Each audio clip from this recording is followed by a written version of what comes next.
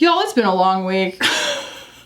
I lost a video to the ether when I bought a new computer, and then it didn't end up being fast enough, so I had to return it. A whole video got lost in that process. And I'm also in the process of editing a color theory video that is taking, as usual, like so much longer and so much more mental focus than I ever anticipated. And so I was like, I want to go ahead and get some reviews up. So I have a bunch of new makeup that I want to share with y'all today. Some of it I have tried so much, and then some of it is actually pretty new to me. So the first thing, and I have been trying this a lot, this is the new skin tint from Armani. I like this a lot, but the one thing that I haven't done in wearing it on my own is put it up against my favorite Lisa Eldridge skin tint. So I'm gonna apply those side by side today, and we can talk through our thoughts, comparing them, because they're really similar if memory serves. So the next thing, and this is something that I've only swatched, I've not put on my face yet. I'm so excited about this. These are the new RMS Revitalized Hydra Concealers. I got two shades, ON01 and CN03. I think that the neutral one is going to be a better match for me, but we'll be putting these on today. I'm so stoked on this one. This is one that we were unsure whether I was even gonna buy. I asked y'all if you were interested in it. A lot of people said yes, and I'm so glad that we decided to get it. So this is the Idole Cafe Crush Lancome by Shika Daily, who is a makeup artist. And it is this beautiful, neutral, matte and textures palette.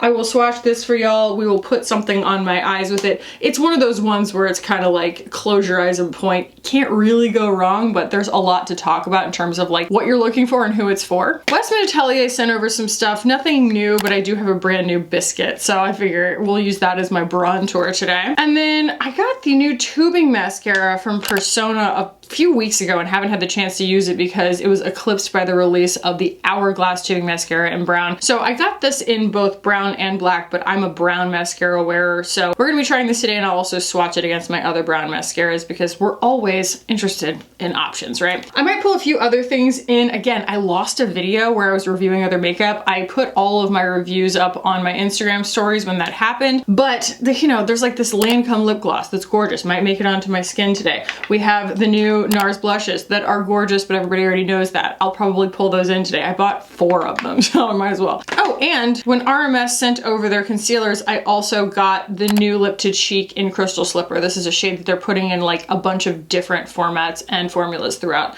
their entire collection right now. So I'm excited to try that. I haven't actually tried that yet. I think this is gonna be a really easy, pretty, flattering look at the end of it. So let's go ahead and jump in. We're gonna go ahead and start in on this side of my face with the new Armani skin tint. I got this in the shade F1. I think it's just the lightest shade. Are we still too bright? I'm a little reflective because I have on the sunscreen right now from Tatcha. I've been really liking it. They sent over a bunch of stuff. Some of their just kind of like mainstay skincare. I hadn't used their dewy skin mist in so long, and I was like, oh yeah, I love this stuff. And like the scent is so nostalgic. They sent over their rice wash, and they also sent over something I had never tried, which was their SPF. And it's a mineral SPF. I mean, obviously they've got boosters in them, but like it is mostly a mineral SPF, and it is still like a PA++++, you know, like SPF 50. I don't know what all that stuff means all the time, but I have been loving, or I guess I should say my skin has been loving the way that that formula performs on me, and it's just pretty. It reminds me a lot of the RMS one, the one that comes in shades, except it only comes in one shade in the Tatcha. I'm gonna do this with my fingers, just a little bit, because this is definitely a formula that's so thin that the sponge literally soaks it up. So it's like, if I want to get any kind of coverage from it, although, I mean, that's kind of the point too, is it's like an oil almost. It really reminds me of somewhere between the Lisa Eldridge skin tint, which again is what we're gonna put on here in a second, but it's like halfway between that and my memory of the Kosas tinted oil. I mean, it's so thin. Like, I thought that the Lisa Eldridge was thin. This is thin. It's really, really pretty, and it's so thin that when you put it on, even as much as I just put on, do you see how like you don't necessarily need to put any other makeup on? A lot of times when you put coverage on, you're like, I need to put on contour and bronzer and blush and stuff like that to just make myself look alive again, because a certain amount of coverage will just kind of blank things out. You gotta bring them back.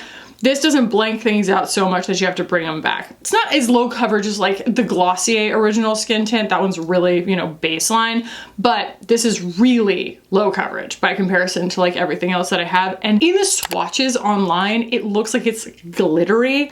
It doesn't have visible like particles in it, but it does have a really gorgeous luminosity on the skin. I think that that's just kind of a editing trick that they used or something to be like, ooh, you know, FYI, this is not matte. It has like a radiance to it outside of its dewiness, but it's so blurring. God, do you see how beautiful that is? It's kind of like, and again, I can't necessarily quantify this, but I can compare it to something like the RMS blushes versus other shimmer blushes that I've seen, where it's like there's a difference between that like gray mica shift on the skin versus this formula that just looks radiant and blurring. And on my hand, you can see there's like there's no visible like shimmer, but it does have a reflective quality to it. It's pretty idiot proof too. And like, I speak of myself as the idiot in question, especially when you could just put it on with your fingers. It's outstanding stuff. There are definitely, like in my viewership, a lot of customers for this product. That's just how it feels. There are a lot of people who just want something perfecting that like, other than that, is completely effortless, and that's what this is. And it wears all day. It really reminds me of the Lisa Eldridge in that sense. So let's go ahead and put that on the other side. The Lisa Eldridge is another one that like the sponge kind of wants to soak it up because again, it's just like so thin, but it's still not as thin as the Armani. So you can build it pretty well because it does have, I think it has like a lot of silicones in it. In a good way. You know, it's just really stable. And so when it dries down, it builds on itself really elegantly. And this is just one where I can't speak for everybody, but like 10 hours later, I will look in the mirror and be like, that makeup looks incredible. You can see it has just slightly more coverage. Like you can still see my pigmentation, my freckles and stuff over here. And I have attempted to build them both to the same level, but at the same time, the Lisa Eldridge just simply has more coverage to it, which is interesting because it's a very low coverage product. Scale reference, right? This has really low coverage. This has really low coverage. So there's the Lisa Eldridge, absolutely gorgeous. And that's in T2, and this is the Armani in F1. Beautiful. It's always fun when I'm excited to share products with you because I already know that I love them, you know? It's like very easy. I'm just like, yeah, look at this. It's great. Now, this will be new. I don't know how these are going to perform, but RMS 2.0, and we talked about this if you aren't familiar with what I'm talking about, like RMS has kind of two iterations between one before getting acquired and one after getting acquired. And RMS 2.0 has really impressed me. So I'm gonna swatch these two. First of all, I just wanna say, I love this packaging. There's just something incredibly substantial about it. And you can see the color in the bottom of the tube. It's hefty and beautiful, but like not overly fussy or like unnecessarily bulky. I like it. And I will say, I'm pretty sure I got the lightest shade, and it is a little bit olivey, like it's very neutral and desaturated, but I still think that compared to their foundation, this does look like it still doesn't go as light as 000, but it's, I mean, do you see how like greeny olive that is? It's perfect for me. But I could also get away with this one. Concealer you can really fudge. It's just not, it's not too dark. And I could still, there are probably other shades that I could wear too, because these are both pretty substantially light, but I mean, that's the one. So yeah, that's really light. Let's see how far that little bit goes. I love a concealer brush for this. This one is from Singe Beauty. Oh, wow. Yeah, when I swatched this, oh, that's gorgeous. When I swatched this on the back of my hand earlier, I was pleased to see how far it spread and how high, the first words that I said, I was like, that's so hydrated. The skin looked so healthy and happy. So, oh yeah. It's light, but it's not incredibly high coverage, and so I think we can get away with it. That's beautiful. That's gorgeous. Let's just try the other shade, see what happens. It's a little bit pink, but like I can stand for a little bit of pink underneath my eyes. So this is CN03. So it's a cool neutral. Yeah, it's still really light. And the fact that it's cool actually makes it like higher contrast on my skin, which is interesting. So the video that I'm working on right now for y'all is about how to think about the color theory of your makeup when you have dyed your hair fashion colors. And I also just think that it's something where it's like, you know, fashion colors, yes, there is a very distinct definition of that in terms of like rainbow colors, but I think that the principles in this can really be applied and like extrapolated for anybody who like changes their hair color in general. And I found myself going, well, how am I gonna like visually demonstrate that? Isn't that pretty? Okay, we're gonna go back in with this one on like the lower part of my face. So I was like, how am I going to visually demonstrate that? Because I didn't want to do like AI images. And so I ended up making these kinds of like dolls out of shapes. So far they have like hair and eyelashes and lips and skin tone so that I can demonstrate the comparisons that I'm talking about in the video without making it like individual actual people. I'm just like, these are the skin tones. But man, I was telling my boyfriend last night, I was like, it's not just that it's like a lot of work, right? Making these little like charts and diagrams and color stories and stuff like that. It's about the fact that it's like I can absent-mindedly edit a video like this that I'm doing right now, where it's like, I know the rhythms of everything, I know when to put images in, I know how to make things make sense and make something that I feel like is a complete thought. In the case of the color theory videos where I'm really being instructive about like contrast and temperature and like really trying to like get a point across in terms of like how my brain works on these things, I find that it is just a higher concentration of effort. Like it's like 100% attention. Like I can't absent-mindedly do anything. I'm like, how the kids say, locked in the entire time. 2 hours of that is exhausting. Like I feel like I need a nap. When I did the video of all of the little grids of like the makeup colors that work best for your undertone, I had to take a break for like 4 days after that from like filming or editing anything. I was like, my brain is soup.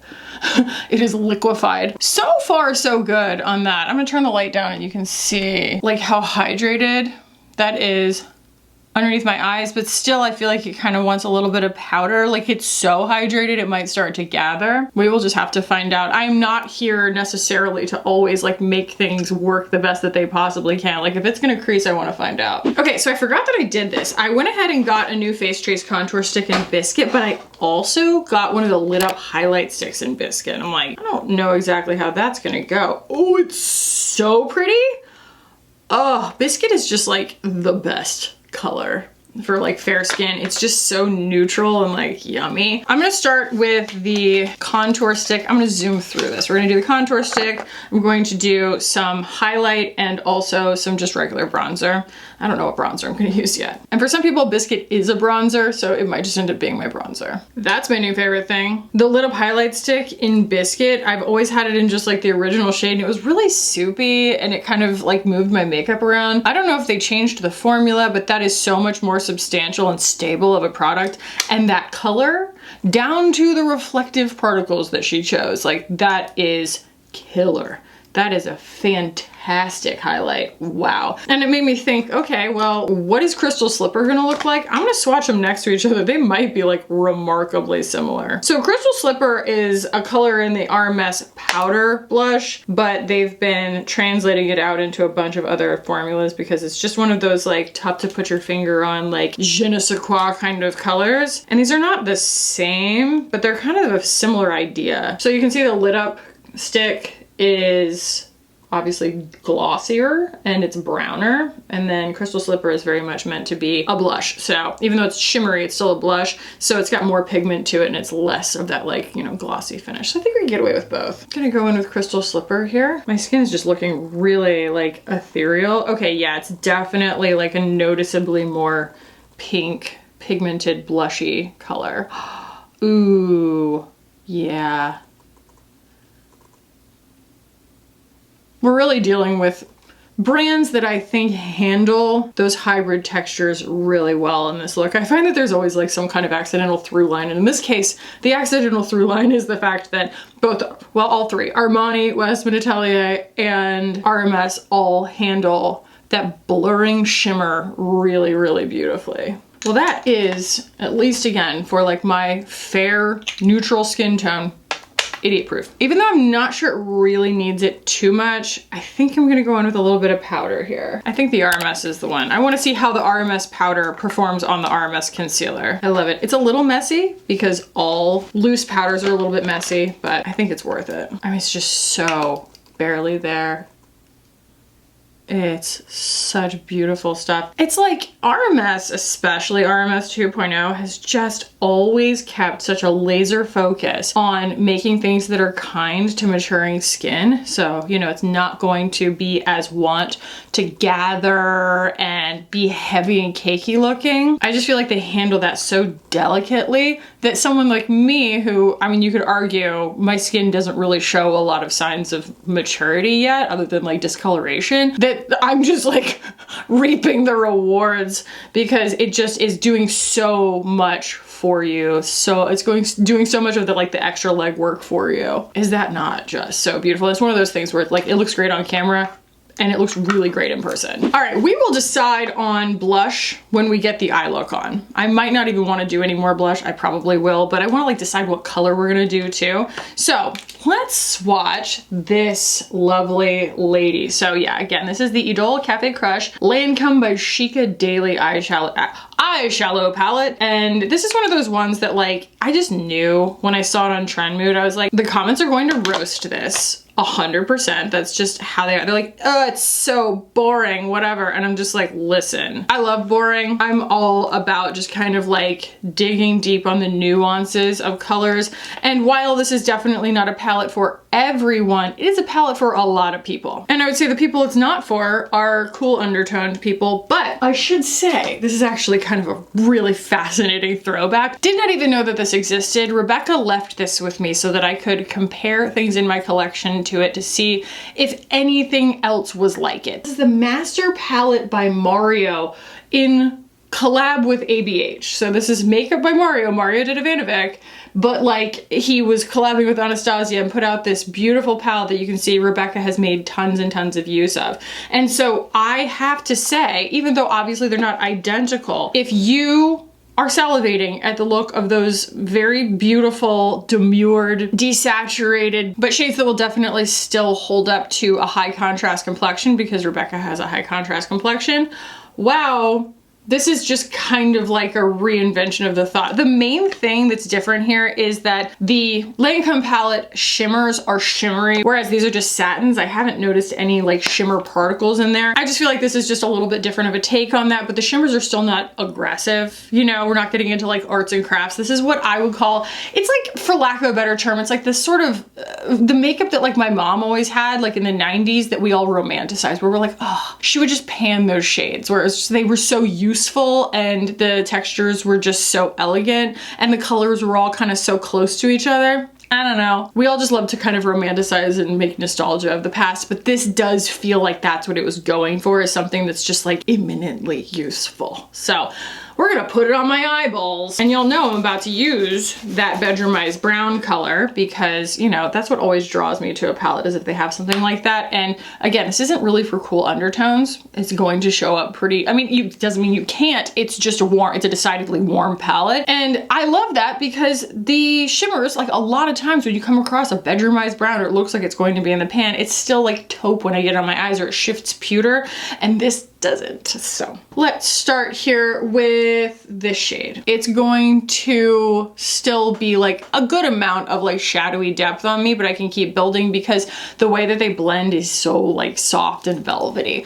I would say that the only criticism that I would have is that, you know, there might be a tiny bit of fallout when you get into like the shimmers, or if you pick too much up on the wrong brush kind of thing. But I think it lends itself so beautifully to like mindless blending, I'm gonna just take a little bit on a smaller brush here. This is a 210 from BK, and just use that underneath my eyes as well. I've been watching Wednesday, the new season of Wednesday, and everybody has these like shadows underneath their eyes. Like all the Addams family have like the makeup of like the shadow underneath their eyes, and I'm just like, it looks awesome. Like, I just think it looks cool. All right, easy, easy, easy. It's just so stupid easy. I don't know how else to explain it. I have here a 13 brush from Refer, and I'm going to use that. I'm gonna pull in this color right here. Like, I love that one, but it's a little bit warm for the look that we've done today. So I'm gonna go in with this slightly cooler chocolate brown right here in the outer corner really enhance the crease. But do you see how like you could get that to build on itself for deep skin tones,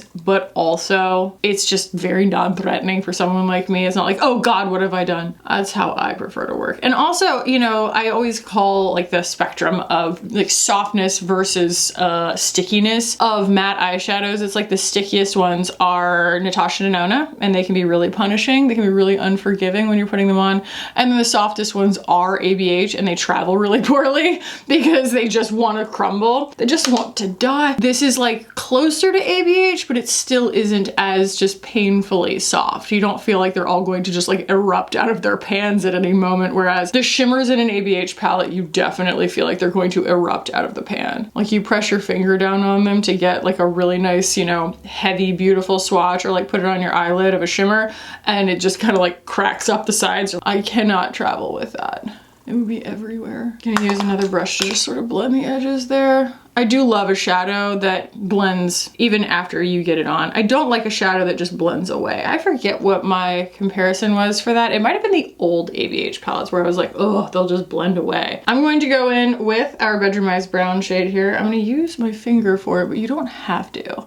These do pick up beautifully on a brush. Again, I like don't know how to say it. They don't feel modern in the best way possible. They feel like old school makeup, like old school luxury formulas that are not like new luxury formulas. Modern luxury formulas have no pigment to them and they're often really sooty. Think Chanel, you know, they just drive me nuts. People love them. I personally don't. I'm picking it up on this is a natural bristle brush here, so it's gonna be less fallout usually. And then like modern other types, you know, like prestige formulas are usually more high pigment, and they tend to be like a little higher stakes and a little less forgiving just because people love texture, and this falls right in between. This is just, it has nothing to prove. I want to swatch this like creamy shimmer versus the other one and show you all the difference, because those are the sorts of nuances that are important. Okay, so the lighter shimmer has a little bit less reflective quality to it, and this one's more of like a foil that has an opaque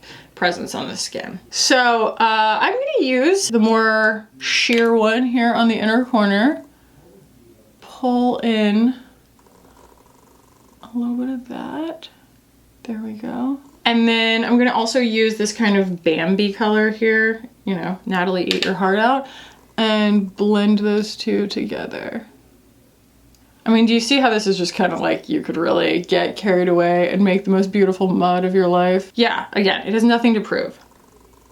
It's like, I am beautiful, take it or leave it. It's the closest thing I've found to a Bedroomized palette, but as y'all know, I'm going to actually be making a Bedroomized palette. I'm gonna take the darkest matte here, that deep brown, and I'm going to build even more drama. There's something about these formulas that makes me feel really confident, you know? It's like the colors are right within my wheelhouse. It's very much in my comfort zone. And I should say, and the formulas are just like really easy to blend. So pulling out a color that is high contrast against my skin, I'm just like, no, I feel like it's still in my control. Whereas if I did that with like a Natasha Denona shadow, it would have been kind of game over. I did get the Gloom palette, the mini Gloom palette. That's the video that I lost, unfortunately. I will eventually pull it back out, but it was a whole video on like olive undertones, and I was just like, oh, this is a really great olive undertone palette.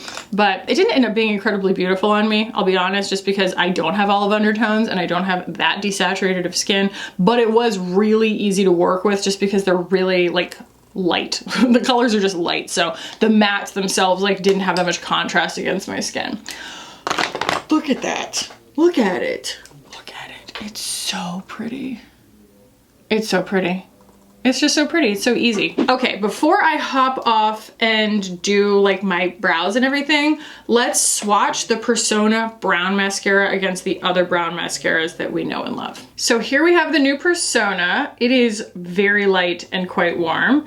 That's the Thrive. It is in the shade Crystal, which is a black brown. That's my typical shade because that is the color of my eyelashes naturally. I know that it looks very similar to a black, but I promise you it makes a difference that it isn't black on me. Then we have the Hourglass. This is the new Hourglass Unlocked brown, and it is a little bit just like lighter, but it's still definitely like a neutral brown. And then this is the Tubing Mascara by Rudy Berry. That is supposed to be just, again, like a warm brown, and you can see that the Persona is even lighter So this could be like not ideal, honestly, just because I do need them a little bit darker than that. Even Rudy's is a little bit too light for me, but we will see. That's why we play the game. Okay, I'm gonna do my eyeliner and this mascara, my brows, and we'll come back, we'll talk about cheeks, we'll do some lips, and then we'll talk final thoughts.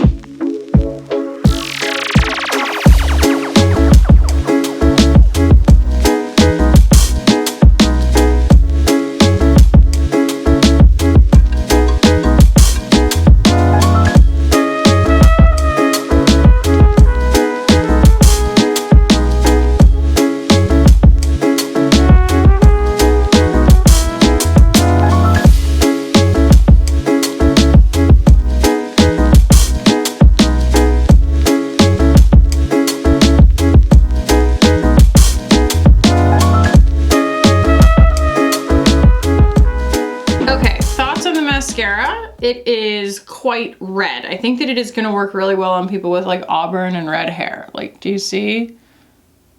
It is much lighter than my lower lashes. You know, I think that once it's all on, it's like not that big of a deal, but it's like lighter and warmer than my eyeliner. And I try to match my eyeliner to my eyelash color. I use Cocoa from Victoria Beckham. So while this is not going to be my new everyday mascara, I love the wand. The wand makes things really easy. And the formula is, honestly, it's like way more like accommodating, way more forgiving, way just more intuitive than the one from Hourglass has been for me lately. I still love my Thrive, but like this is a really good formula. Just like using this formula is really, really nice. So I do recommend this. I think it's beautiful. But it's just, again, we like to have options. It's definitely an option for people who just need a much lighter, true warm brown mascara. Yeah, I think that I will actually go in with this. This is the Lancome Lip Idole Juicy Treat. And I talked about this in a recent video because it smells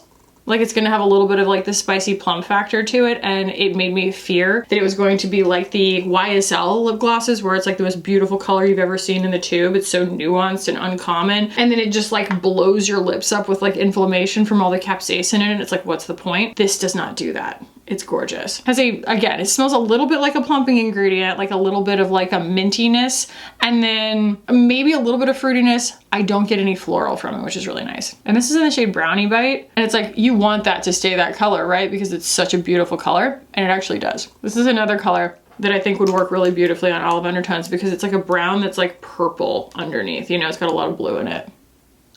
Isn't that lovely? I do now want to incorporate some blush just because that is a little bit on the pink side. It's not like that perfectly kind of like muted out neutral that everything else is, but it gives us a chance to apply something else. I bought basically the most, I felt like nuanced colors from the swatches that I saw online of the new reformulation of the NARS The Multiple stick blushes. So I have here Trance, which is a really lovely muted purple. I might use that. I think that that would really pull everything together. But quickly, I wanted to share with y'all these. So we have here Dazed and Sex Appeal. And the thing that these have really going for them is that they are perfect shades depending on your skin tone for filling in the richness that's missing in certain colors of blush or even a lip color. So if you haven't watched that video from me about hollow versus rich, basically if there's a color of a blush, like a liquid stain or something that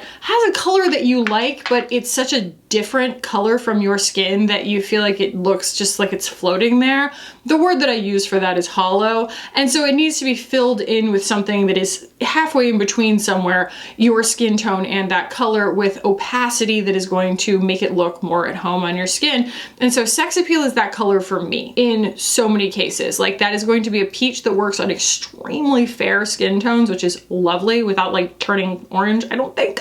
And then this one right here, what was that one called again? Dazed. Look how much mauve is in there. That's going to be a really good one for olive undertones because it's going to fill in the richness, give you that opacity, and resist turning orange. So a really really great, kind of almost like a barrier between your skin that's gonna alchemize something and turn it to orange, and then this color just like essentially giving it what it needs to work on your skin. So they're just beautiful. I don't know where the fourth shade is, and that's fine. We'll find it later. We can only put so much blush on my face at one time. So I think that what I will do here, since we're working a little bit towards a cooler tone on the lips, I'm gonna go in with a little bit of Dazed, and then I'm just gonna use like the tiniest pop of Trance. Maybe Dazed will be enough. Let's see. Oh, Dazed might be enough. Never mind. Yeah, no, that's a perfect like mauve for me. Look at that. Ooh, oh yeah, no, that's perfect. I don't need to pull the purple in because it's got enough mauve in it that it starts to pull like the natural tones from my lips. Ah, oh, that's gorgeous. Easy, easy, easy. And this is a formula that goes on like a cream so easily, but it does go down to like a hybrid matte finish, especially for all of the kind of like shimmery, blurry things that I have on my skin right now. This is a really excellent balance. That is just gorgeous. Oh yeah. NARS just really keeps impressing me with their color choices and just making it so that it's something that's at Sephora. Sephora has such a tight hold on shade ranges in most of the brands that they carry and that they allow on their shelves, and NARS is just like, we're gonna do what we want. And I love that for them. I take just whatever's left of my brush here and make it sync up with my eyeshadow look. Honestly, it's called the Multiple for a reason. I feel like Dazed also belongs a little bit in this lip look because it's gonna kind of add that necessary opacity to the lip gloss. I don't want to use Sex Appeal because it's too peach. I feel like the mauve is gonna make it so we don't lose a lot of that color. See, it just kind of like makes it so that there's less of my lip showing through. Yeah, and more of just a, I don't know, like a flattering level of opacity for me. So do a little bit of my Glass 001 spray from Pat McGrath. I saw that she's releasing another setting mist right now, and it's in a different sprayer, and I'm just like, the appeal of this, I mean, it's a great formula, but the appeal of this is the sprayer. It's so good. God, was that easy or what? So that is the gorgeous vibe today, y'all. I told you it was gonna be a bunch of stuff that I really enjoy already, and so it was gonna come together really easily and be very cute. We're just working in colors that I'm very comfortable with. I think that that's what people are mostly interested in on my channel anyway, is just like show me things that are really easy and really beautiful. And that was kind of the theme today, inadvertently. So let's talk about each individual product that was new today and what I think of it. So now that we have a whole face on, you can really see, can you really see? Can you see the difference between the coverage level on the Lisa Eldridge and the Armani? I don't know if it's really that dissimilar. Like, I think that all told with like powder and concealer and everything like that, you might be able to see like a little bit more on this side, but like it's not something that anyone would ever clock. In fact, like that looks like it has more showing through now. Probably because of the glycerin in the finishing spray. It's always gonna like melt your makeup, make it a little bit more translucent. So it might have been smarter to look at it before I did that. But regardless, this is what the ending result looks like. And I think that we're working with something that is just like, you know, remarkably similar. I would say that the Lisa Eldridge helps my skin. Like there are ingredients in there that actually the skincare really works for me. We're not all the same, but this one does happen to work really beautifully and like heal anything that's going on in my skin while I'm wearing it, and when I wash it off, my skin looks better. This doesn't do anything good or bad. I'm not sure if it necessarily boasts any skincare ingredients, but again, I haven't noticed anything good or bad from it in that area. This one does have more coverage in general and less of that radiance. This has more of like a reflective quality to it. I would say that's the biggest difference. Like once you get it on with everything else, like the coverage is kind of a negligible difference, but the Armani has a like a glow to it that is very comparable, I would say, to like the CL. The CL has that same kind of like radiant quality to it where, you know, mica or synthetic chlorophyllogapite's been added to it. It really has that like very visibly without being shimmery. It's just like a nice blur, but some people aren't into that. Wow. Wow, let me look really close here. Yeah, I think that the RMS, I just want to give like a preliminary prediction here. I think this is gonna be a hit. It's medium coverage, extremely hydrating. Like I think that that's gonna be very welcome in a lot of people's lives. It's kind of like the Prisme Libre from YSL, except I feel like it's even less. It's not quite as like creamy, milky, heavy. It goes thinner when you blend it than that. It feels skincare based, you know? It feels like it has like actual hydration benefits to it. It just doesn't feel as makeup-y. And once again, with RMS 2.0, this really falls right in line with what I would expect. It feels so sophisticated. It just feels like a really high-performing formula. I think that if you can find your shade in it and you're already an RMS fan, like this is gonna really knock your socks off. It's beautiful. It's really beautiful. The Westman Atelier highlight stick in Biscuit totally took me by surprise. Was not expecting to just want to sing its praises because I have in the past really not liked this formula. When you applied it with your fingers, it picked your makeup up, it never really sat down. And there's something about this that just feels more substantial. It doesn't feel as slippy and kind of like rubbery and otherworldly as the original one that I had that was like the clear shade. Something about this just goes on thinner on the skin, but you still preserve that gorgeous, like dewy looking finish that it gives you.